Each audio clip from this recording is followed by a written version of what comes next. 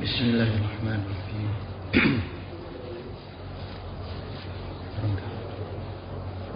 Assalamualaikum warahmatullahi wabarakatuh.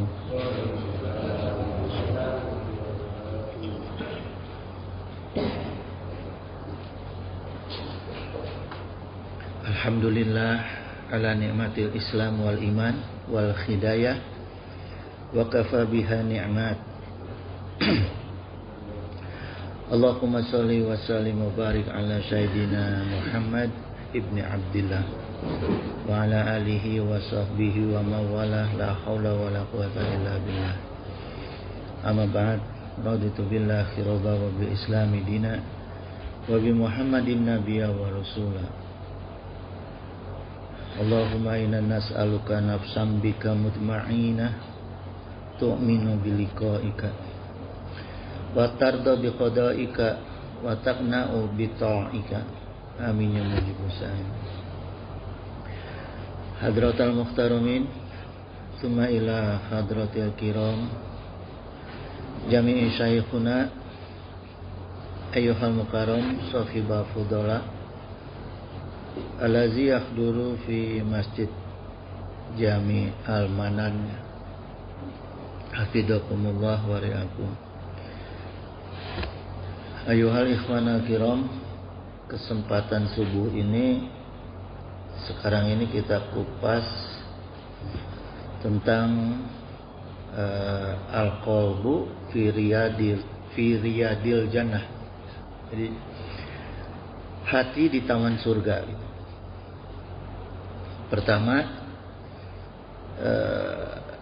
ada hadis yang diriwayatkan dari Nu'man bin Bashir radhiyallahu anhu, wa qala Nabi sallallahu alaihi wasallam, ala wa inna fil jasadil mudghah, bahwa di dalam tubuh kita itu diingatkan oleh beliau ada segumpal daging ya. Rasulullah mengingatkan di dalam diri kita ada segumpal daging. Iza solahat solahal jasadu kullu, kalau dia baik maka baik seluruh jasad. Wa iza fasadat fasadal jasadu kullu, kalau dia rusak rusak seluruh jasad. Ala waqiyal qalbu, nah itu adalah hati. Maka dari hadis ini jamaah kita bisa memaknai bahwa hati adalah bagian yang paling dilihat oleh Allah Subhanahu wa taala, paling diperhatikan ya. Karena itu Rasulullah SAW kemudian bersabda, an Abi Hurairah, berkata Rasulullah SAW, qala Rasulullah SAW, innallaha la yanzuru ila suwarikum. Jadi Allah tidak melihat bentuk rupa kita, wa amwalikum, dan harta kita gitu. Walakin yang duru ila qulubikum wa a'malakum wa amalikum. Jadi yang dilihat oleh Allah itu hanya hati kita dan perbuatan kita. Jadi saking penting-pentingnya kedudukan hati di badan kita ya. Karena kalau wajah, kekayaan apa itu kan tidak dibawa tuh dari lahir, nggak dibawa gitu. Itu mah hasil setelah kita ikhtiar gitu. Kecuali kalau wajah, bentuk tubuh itu nggak bisa jadi ukuran ya. Karena gini jamaah, tidak ada orang yang bisa minta sama Allah dilahirkan dari perutnya siapa. Misalnya saya pengen lahirnya nih cakep, pengen lahir dari perut artis siapa yang paling cantik gitu, nggak bisa milih gitu ya. Maka nggak dilihat itu sama Allah ya. Yang dilihat itu adalah hati kita gitu. Karena hati atau qalbu jamaknya qulub ya, itu sifatnya gaib. Karena sifatnya gaib, maka hati kita itu menjadi tempat ditancapkannya iman di dalam tubuh kita ya. Kemudian hati juga menjadi penguasa yang memerintah seluruh tubuh kita gitu. tubuh manusia ya. Sehingga kita perlu tahu bagaimana cara merawat hati kita. Pertama, hiasilah hati kita itu dengan tobat. Itu cara merawat pertama. Sering-seringlah tobat, maka hati kita akan terawat. Yang kedua, inabah. Inabah itu anaba yunibu, mengembalikan, memulihkan. Nah, setelah kita tobat, kita kembalikan ke posisi semula gitu, ya. Posisi semula hati kita yang bersih gitu. Ya. Yang harus kita bersihkan di dalam hati kita itu adalah yang perkara-perkara yang dibenci oleh Allah. Ada 3 perkara yang menonjol ya, dibencinya oleh Allah itu, karena tercatat ini di dalam Al-Quran, dalam hadis jemaah riwayat Muslim ya, maaf bukan Al-Quran, dalam hadis tercatat. Pertama, hal yang dibenci oleh Allah itu kila wa qala. Jadi orang yang katanya ya. Jadi menyebarkan berita dari sumber yang enggak jelas gitu, terus informasi yang belum valid disebarkan gitu ya. Apalagi sekarang tuh di zaman medsos. Itu jempol jari sudah berperan aktif gitu untuk menyebarkan berita-berita yang sifatnya lebih sering kila wa qala. Nah, ini yang harus kita hati-hati. Jangan terjebak ikut menyebarkan, karena ini perkara salah satu yang dibenci oleh Allah. Yang kedua, kasrotas soal, yang terlalu banyak bertanya. Ya. Maksudnya di sini bertanya pada hal-hal yang tidak perlu, kemudian bertanya tentang sesuatu yang sudah jelas. Ya. Kemudian juga yang dibolehkan banyak bertanya itu yang terkait dengan ilmu pengetahuan gitu ya, atau yang bisa menjadi manfaat. Nah, itu dibolehkan, bahkan dianjurkan. Yang ketiga perkara yang dibenci oleh Allah adalah wa'idoatil mal gitu. Jadi membuang-buang harta.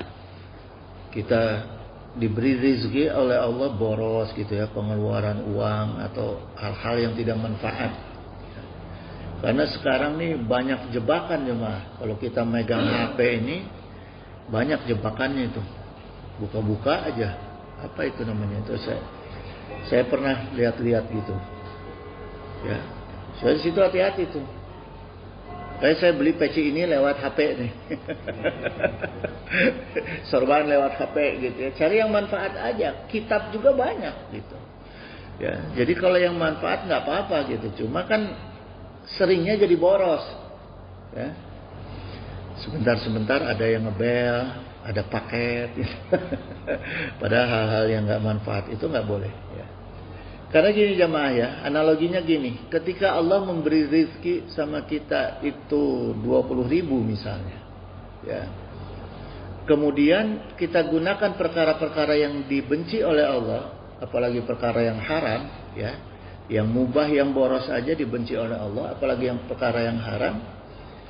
Sama Allah itu dikembalikan menjadi 10.000. Jadi awalnya misalnya rezeki kita 10.000, karena doa kita selalu Rabbana atina fid dunya hasanah, Allahumma inni as'aluka rizqan, minta selalu tambahan rezeki, dinaikkan sama Allah 20.000. Setelah naik 20.000 diuji, kitanya melakukan hal-hal yang perkara yang dibenci oleh Allah, dikembalikan lagi sama Allah itu.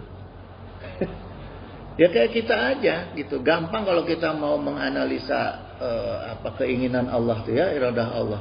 Ukur aja diri kita, ukur diri kita dengan keluarga kita, itu kita bisa tahu tuh, kedudukan kita. Makanya Rasulullah itu untuk mudah memahami perintah Allah, oleh Allah itu ditakdirkan beliau itu menjadi segala macam jabatan. Supaya beliau bisa memahami kalau menjadi ini bagaimana yang baik ya, jadi bapak yang baik seperti apa, jadi pemimpin yang baik seperti apa. Hanya satu yang tidak ditakdirkan oleh Allah, Rasulullah itu menjadi anak. Jadi anak artinya yatim piatu sejak kecil Rasulullah. tidak dibesarkan oleh orang tuanya, karena perkara yang paling sulit itu adalah menjadi anak. Ya. Kita menjadi anak itu menjaga menjaga ketidakdurhakaan terhadap orang tua itu sulit sekali. Karena orang tua kita manusia. Kadang orang tua kita ada khilafnya, kadang kita sok mengerti tentang ilmu, sok mengerti tentang agama. Ya. Kadang kita lebih pintar dalam hal sekolah, kita ngelawan, membantah gitu. Sedangkan itu kan perkara-perkara yang dilarang. Makanya Rasulullah oleh Allah tidak ditakdirkan dibesarkan dengan kedua orang tuanya yang utuh. Supaya bebas ketergantungan Rasulullah, pendidikan langsung kepada Rasulullah, langsung dari Allah melalui malaikat Jibril. Ya, ini yang benar-benar bahwa Rasulullah itu dipersiapkan menjadi manusia yang dididik langsung oleh Allah dan alamnya. Ya, gitu jemaah. Jadi ini perkara-perkara yang benar-benar harus kita jaga ya.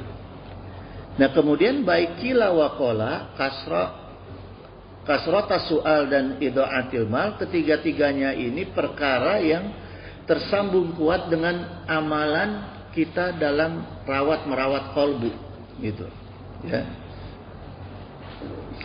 Karena gini, orang yang hatinya terawat tidak akan melakukan 3 hal yang Allah benci. Ya. Sebaliknya, orang yang tidak melakukan 3 hal yang dibenci Allah, kolbunya akan terawat. Jadi saling ini ya. Perkara yang dibenci Allah ini, kalau kita hindari hati kita terawat, dan kalau hati kita terawat juga akan terhindar dari perkara yang dibenci ini. Artinya maknanya kita perlu adanya thalabul ilmi gitu, ya. Kemudian Allah Subhanahu wa taala berfirman, "Ya bani Adam, qad anzalna 'alaikum." Sungguh kami telah menurunkan kepada kamu libasan yuwari sauatikum warisan, gitu. Pakaian untuk menutup aurat kamu dan untuk perhiasan, ya. Wa libasut taqwa zalika khair. Dan pakaian takwa itu yang paling baik. Tapi jangan gini jemaah. Sekarang ini banyak di TV ya. Orang dekat-dekat pemilu, busananya muslim. Bahkan di pengadilan busananya muslim. Jadi itu jadi kedok busana itu. Ya. Tidak bisa itu. Tidak menjadi tidak masuk dalam kriteria Allah. Karena yang dijadikan kriteria oleh Allah itu untuk menutup aurat dan libasan warisan gitu. Jadi untuk perhiasan gitu ya. Jadi nggak bisa untuk membungkus kemunafikan, itu nggak boleh, nggak bisa ya. Maka selalu oleh Allah dibuka tuh untuk orang-orang yang seperti itu, tetap oleh Allah akan dibuka rahasianya gitu. Satu ketika akan terbuka aslinya orang tersebut gitu ya. Jadi mutolaahnya gini jemaah. Perkara pakaian ini ya, 2 hal tadi yang ditentukan oleh Allah itu kalau saya mutolaah seperti juga halnya wudu. Jadi kedudukan pakaian kita itu sama dengan kedudukannya wudu. Yaitu pertama untuk menghilangkan, yang kedua menjaga, dan yang ketiga mengantarkan kita supaya tetap berada di dalam ibadah kepada Allah. Kalau aurat kita tertutup kan kita insya Allah ibadah kita terjaga gitu ya. Kemudian sifat pakaian warisan ini artinya hiasan ini, kalau kita hias diri kita dengan perkara-perkara yang atau hiasan yang disunahkan oleh Rasulullah SAW, apalagi diwajibkan, maka insya Allah seperti tadi wudu. Kita kan kalau wudu tuh suka takut batal. Jangankan ke yang ke yang haram ya, ke yang boleh saja sama istri itu malas tuh sentuh-sentuhan tuh kalau udah wudu. Itu ya. Istri saya suka saya ledekin tuh kalau dia keluar dari kamar mandi kalau lagi wudu, suka saya pengen toel-toel gitu. Suka agak ngomel gitu. Oh, gitu ya. Nah, berarti masih bagus gitu. Gitu. Artinya dia masih tidak menganggap enteng karena perkara ibadah. Wudu itu kan bagian dari ibadah. Padahal kan kalau dipikir logika, gampang, ke air aja lagi gitu, ya. Gitu. Tapi kita, ya saya suka iseng aja gitu ke istri. Gitu. Sama, saya juga gitu. Kalau digituin sama istri saya suka, awas gitu. Ya. Nah, jadikan pakaian kita juga seperti itu. Gitu. Pakaian kita ini seperti wudu, sehingga kita itu mau, maaf ya, kalau kita pakaian begini nih, atau pakai biasa lah celana, pakai baju biasa, tapi pakai peci, datang ke mall, pasti kan mata suka diumpet-umpetin gitu mata, walaupun melirik gitu. Gitu. Karena apa? Karena kita menjaga, ya, pakaian kita itu harus seperti itu yang dimaksudkan oleh Allah, gitu. Ya, itulah yang dimaksud dengan walibasut taqwa zalika khair.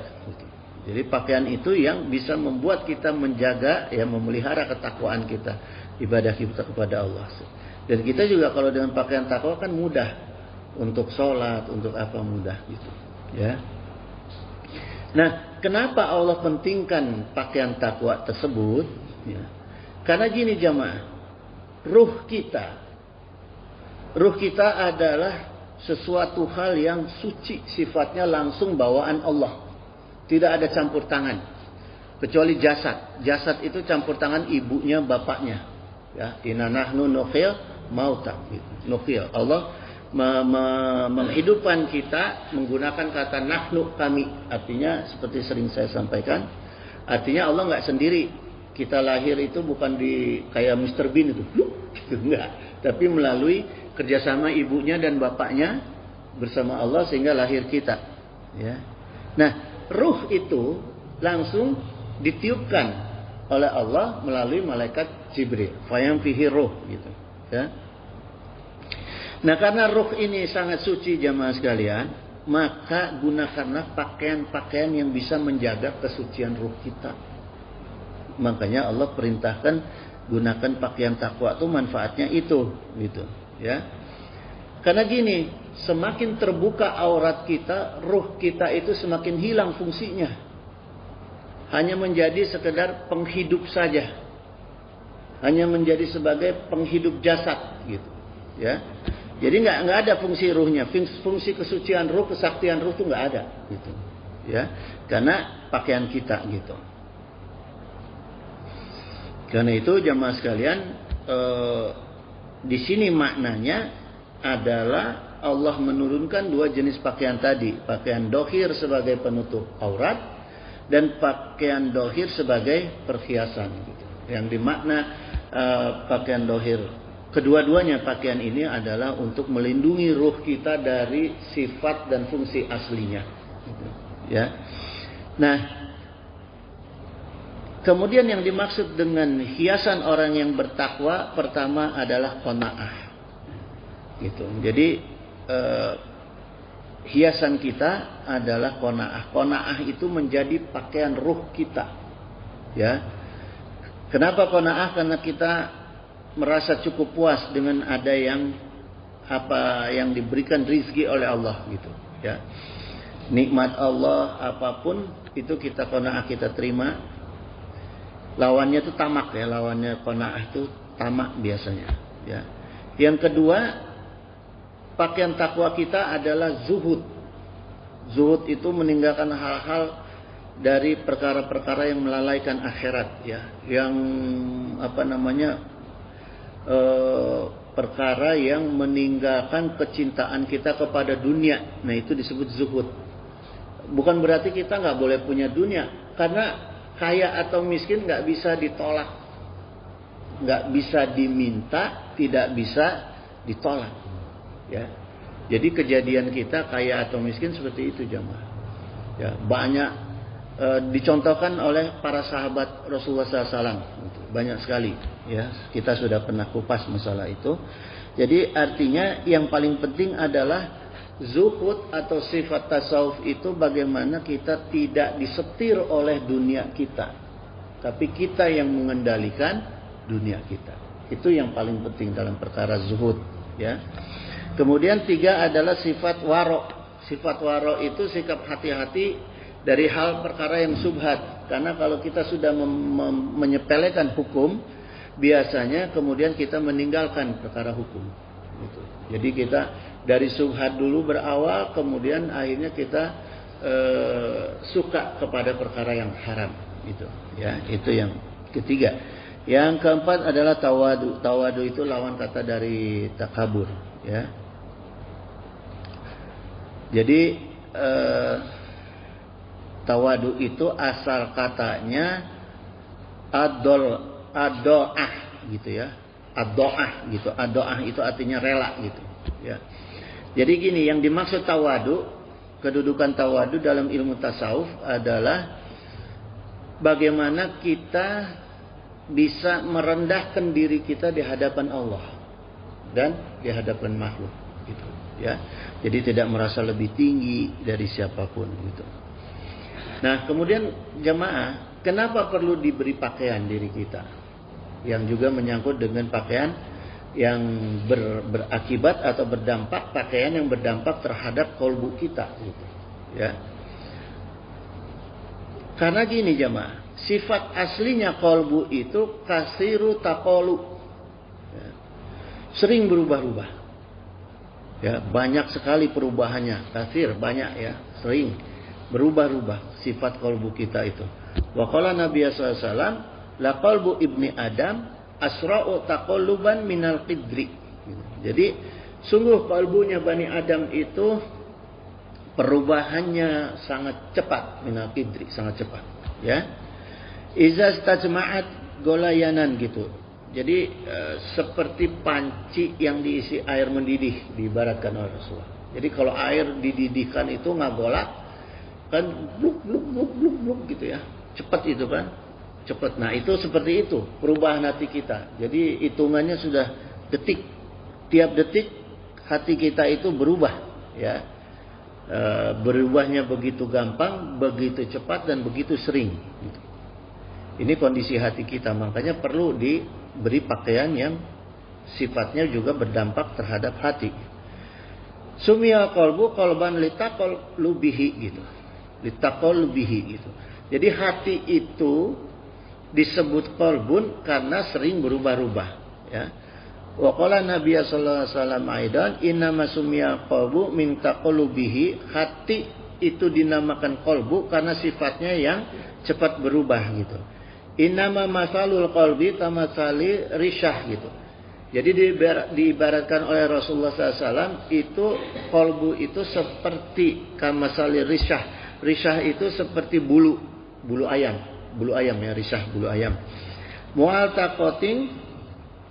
Mu'allaqatin fi asli syajarah, yang tergantung di atas sebuah pohon. Jadi ada bulu ayam tergantung di sebuah pohon. Yuqallibu kharihu dokhro libatni gitu, yang dibulak-balikan oleh angin sampai terbalik dokhro libatni, perutnya itu ada di atas gitu. Jadi begini ya, itu jadi kalau bulu ayam kalau di tempat yang tinggi di atas itu kan mudah ditiup angin. Kalau ditiup angin tuh bulak-balik ya gitu ya. Jadi hati kita tuh diriwayatkan oleh Rasulullah SAW seperti itu gitu ya. Jadi risyah ini bulu jemaah. Risyah, kalau ditanya bulu itu risyah. Qurrah itu bola. Jadi kalau di bahasa Arab itu kalau kok ya, badminton kok itu qurratul risyah disebutnya ya. Jadi bola bulu katanya. Kalau di kita kan kok disebutnya ya.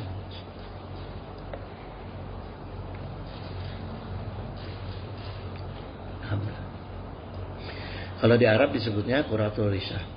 Al-qalbu urdatun lil fitan. Nah, hati kita ini jemaah sekalian itu target untuk fitnah yang ditujukan kepada manusia. Nah, ini hati-hati ya. Makanya perlunya pakaian yang tembus ke hati kita, yang bisa menjaga hati. Karena hati kita itu adalah target untuk fitnah yang ditujukan kepada manusia. Jadi gampangnya gini jemaah, analoginya gini. Kalau mau menguasai manusia atau mau membentuk manusia jadi baik atau jahat, kuasai aja hatinya. Bagaimana cara kafir menguasai umat Islam? Hatinya dulu.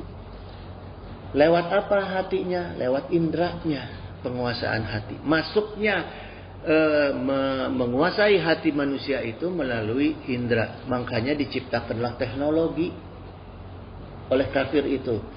Dengan teknologi ini yang paling mudah adalah teknologi yang masuk lewat mata, indra mata.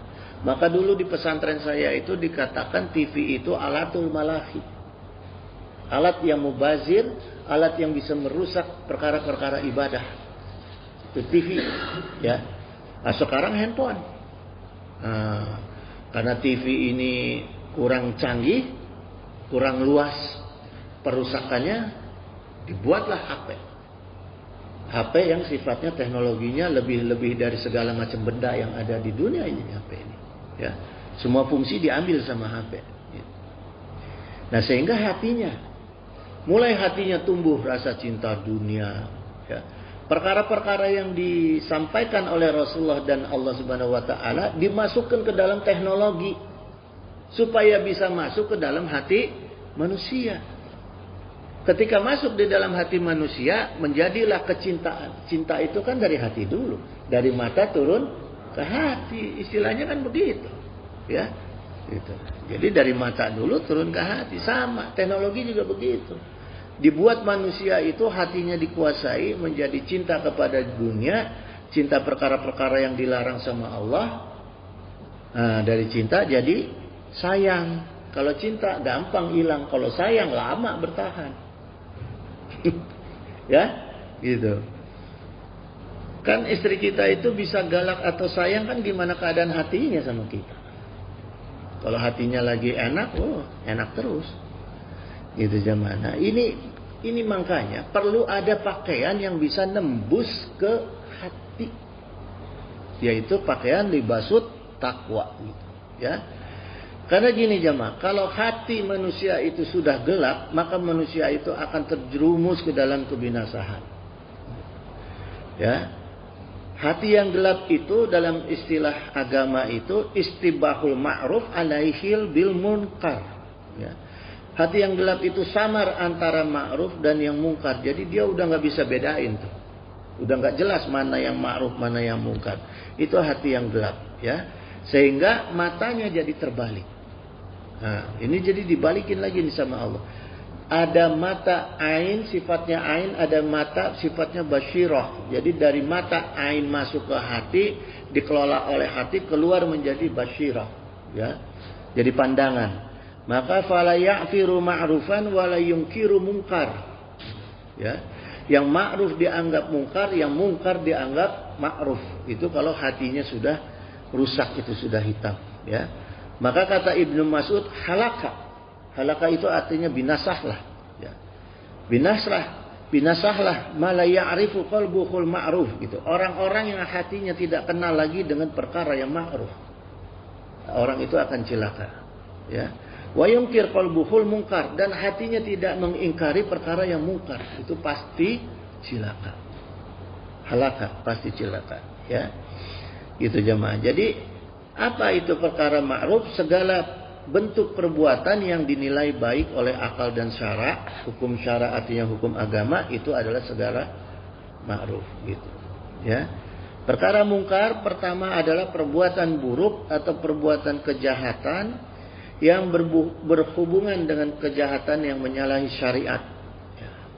Menyalahi syariat dan agama gitu, sosial dan agama. Seperti misalnya gulu, ya. Terus membunuh, membegal gitu. Nah, itu kan perkara-perkara mungkar, ya. Yang kedua perkara mungkar adalah kejahatan yang dilakukan secara sembunyi-sembunyi.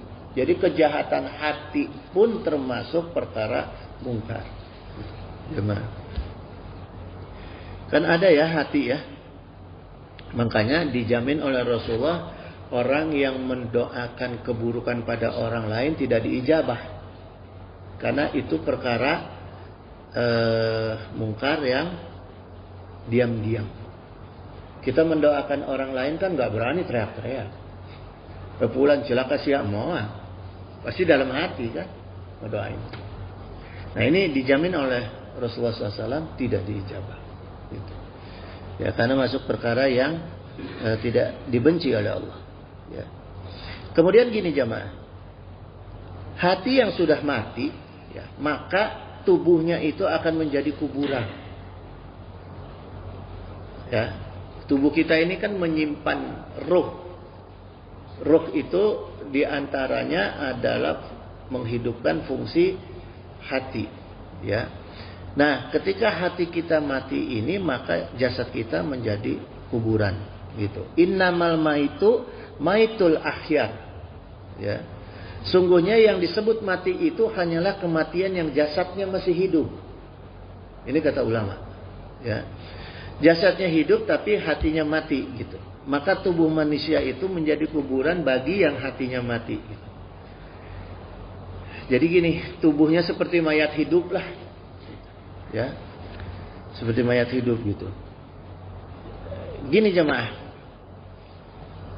apa sifat kuburan? Nah, sekarang kita kupas nih, sifat kuburan apa supaya kita paham, ya. Sifat kuburan itu kan gini. Pertama, kalau kita renungkan, kita tafakurkan, kalau kita datang ke kuburan keluarga, ya, yang bisa kita kunjungi, biasanya kan kita itu ada sedih, ada takut. Ya, walaupun itu kuburan bapak kita, ibu kita, kalau udah lewat maghrib mah, pengennya cepat pulang, ya, gitu. Ya, tapi ada sedih karena mengingat hidupnya beliau. Nah, itu sifat kuburan. Jadi hati kita juga kalau udah mati, diri kita itu akan selalu mengalami kesedihan, gampang takut, gampang sedih. Gue sekarang orang-orang kafir pun tadinya, orang-orang kafir itu kalau dengar berita isu corona, coba panik nggak? Lebih panik dari orang beriman. Orang beriman mah paniknya sama corona karena disinsinan ke hukum, ditakut-takuti hukum. Makanya dia takut sama corona, bukan takut sama corona, takut sama hukum dunianya. Ya, tapi kalau orang kafir mah baru aja berita, wah, dia udah panik gitu, ya.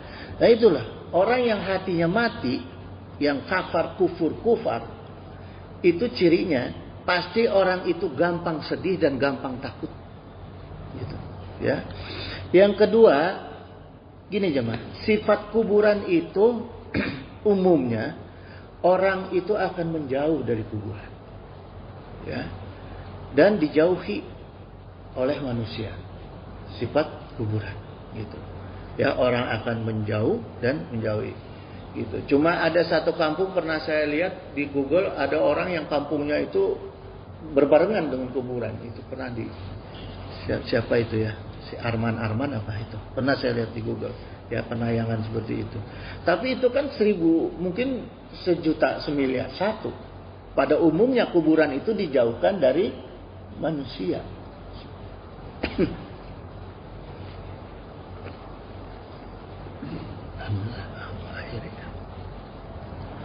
Jadi gitu jemaah. Kalau hati kita mati, kita itu umumnya akan dijauhi dan orang itu akan menjauh dari diri kita. Kalau hati kita mati, minimal hatinya itu orang. Kalaupun dia dekat sama kita karena sebatas kebutuhan dunia, tidak ada lain, gitu. Ya, sesungguhnya orang-orang akan menjauhi diri kita. Gitu. Dan gini jemaah, hampir semua kuburan itu sifatnya gelap dan menakutkan. Ya. Dan orang nggak akan ada yang betah lama-lama di dekat kuburan. Mana ada orang yang betah lama-lama, kecuali yang khusus tadi, ya. Dan kuburan itu biasanya umumnya sifatnya itu adalah membuat sesat orang lain. Orang lain yang betah lama-lama di kuburan itu pasti akan tersesat. Ya enggak? Orang yang betah lama-lama di kuburan kalau enggak pakai bakar-bakar nyebik apa segala macam, ya. Kalau yang benar itu cuma doa, baca Quran, pulang. Tapi kalau yang betah lama-lama itu orang yang sesat. Jadi orang yang hatinya mati, sifatnya akan terbawa seperti ini, sama jemaah, ya. Orang yang sifatnya mati, dia akan menakutkan. Karena apa? Karena gampang dolim sama orang. Hanya orang yang hatinya mati yang gampang menyakiti orang lain. Orang yang hatinya hidup nggak akan gampang menyakiti orang lain. Mulutnya terjaga, tangannya terjaga. Ya, hanya orang yang biasanya itu orang-orang yang hatinya mati itu kalau dijadikan pimpinan bahaya itu, karena dia tidak akan menegakkan keadilan. Ya. Dia akan gampang dolim terhadap orang-orang yang tidak sepaham. Ya. Kemudian orang yang hatinya mati tadi dianalogikan seperti kuburan. Orang yang dekat-dekat dia lama-lama itu akan sesat, akan ke bawah sesat. Coba, ya, ada nggak orang yang sesat tidak membawa kesesatan? Rata-rata membawa kesesatan, gitu, ya, gitu jemaah. Nah, sebaliknya, kuburan untuk orang-orang yang hatinya hidup tapi badannya mati, ya. Pertama, kuburannya itu akan gembira dan tenang. Kuburan para wali, kuburan Rasulullah nggak pernah sepi dari manusia. Orang selalu datang, ya. Orang selalu datang, gitu. Cirinya karena meninggalnya itu gembira dan tenang. Panggilannya itu oleh Allah itu dengan panggilan khusus. Ya ayyuhan nafsul mutmainnah. Dipanggil khusus oleh Allah. Irji'i ila rabbiki radiyatan mardiyah. Gitu. Jadi enak orang kalau udah dipanggil seperti itu oleh Allah. Ya, dijamin kuburannya itu pasti akan membuat hati orang hidup. Terbalik nih. Jasadnya mati karena hatinya hidup, maka kuburannya membuat hati orang hidup. Ya, kuburannya itu terang, selalu terang. Kuburan para wali itu nggak ada yang gelap, terang terus. Gitu, karena orang yang datang itu pasti bawa lampu. Dia mau baca Quran, mau sholawatan ya, gitu. Terang terus kuburannya, gitu. Ya. Nah, orang-orang seperti itu adalah orang-orang yang ilmunya dan hartanya dan apapun yang diberikan oleh Allah kepadanya itu menjadi barokah, menjadi manfaat untuk orang lain. Maka insya Allah orang tersebut hatinya hidup kalaupun badannya mati. Ya, itu terbaik gitu.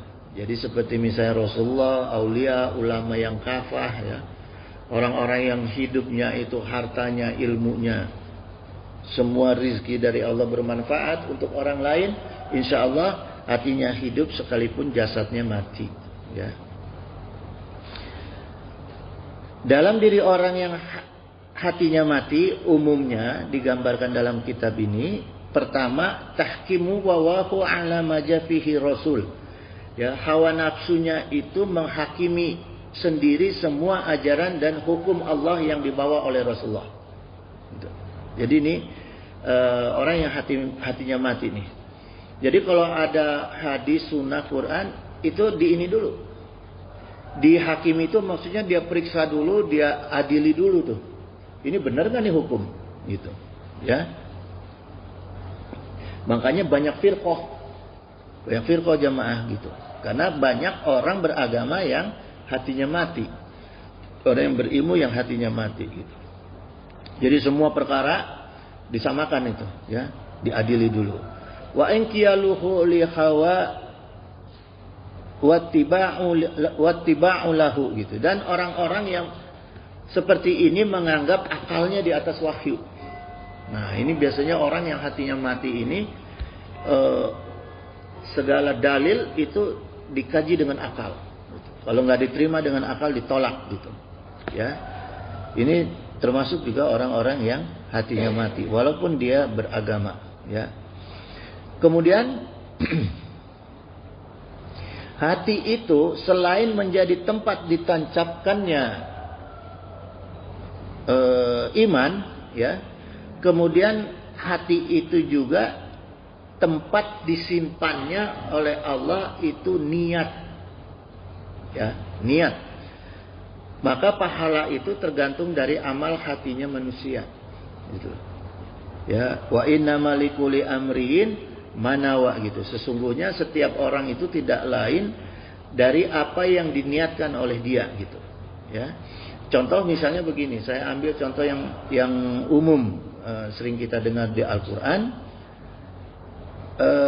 Qad aflahal mu'minun gitu. Sungguh beruntung orang-orang yang beriman, allazina hum fi sholatihim khushi'un, yaitu orang-orang yang sholatnya itu selalu khusyuk. Maknanya gini jemaah, khusyuk itu termasuk dengan perkara amalan hati gitu ya. Jadi penting tuh, sholat khusyuk itu penting karena itu adalah ukuran amalan hati dan itu yang dinilai oleh Allah ya.